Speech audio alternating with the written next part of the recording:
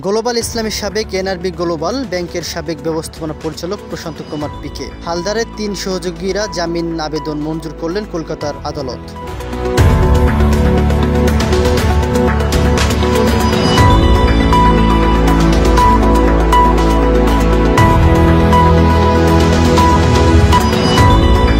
তারা হলেন পিকে হালদারের ভাই প্রাণেশ হালদার, ইমাম হোসেন ওরফে ইমন হালদার এবং শর্মী হালদার ওরফে আমানা সুলতানা। 2.5 বছর পর শর্ত সাপেক্ষে তারা জামিন পেয়েছেন। শনিবার 5 অক্টোবর সন্ধ্যায় তাদের জামিন মঞ্জুর করেন কলকাতার ব্যাংশাল কোর্ট। এতদিন ধরে তারা ভারতের আর্থিক তদন্তকারী সংস্থা এনফোর্সমেন্ট ডিরেক্টর ইডি জিজ্ঞাসাবাদের আওতায় ছিলেন। জামিনের জন্য সবাইকে 5 লাখ রুপি বন্ড জমা দিতে বলা হয়েছে। জামিন পেলেও তারা ভারতের বাইরে যেতে পারবে না।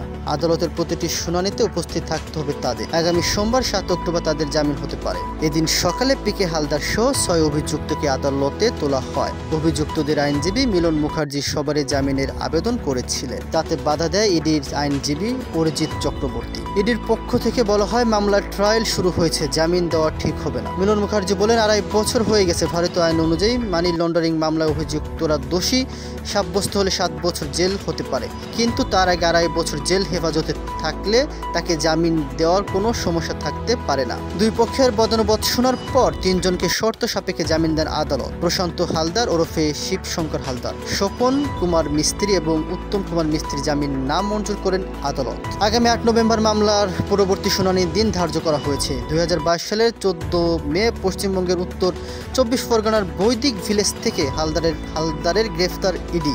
তাদের বিরুদ্ধে prevention of money laundering act 2002 অর্থাৎ অবৈধভাবে অর্থ পাচার এবং দুর্নীতি প্রতিরোধ আইনে মামলা হয়েছে। পিকে হালদার ও তার 5 সহযোগী কলকাতার প্রেসিডেন্সি জেলে রয়েছেন। পিকের নারী সহযোগী আমিনা সুলতানা আছেন কলকাতার আলিপুর সংশোধনাগারে।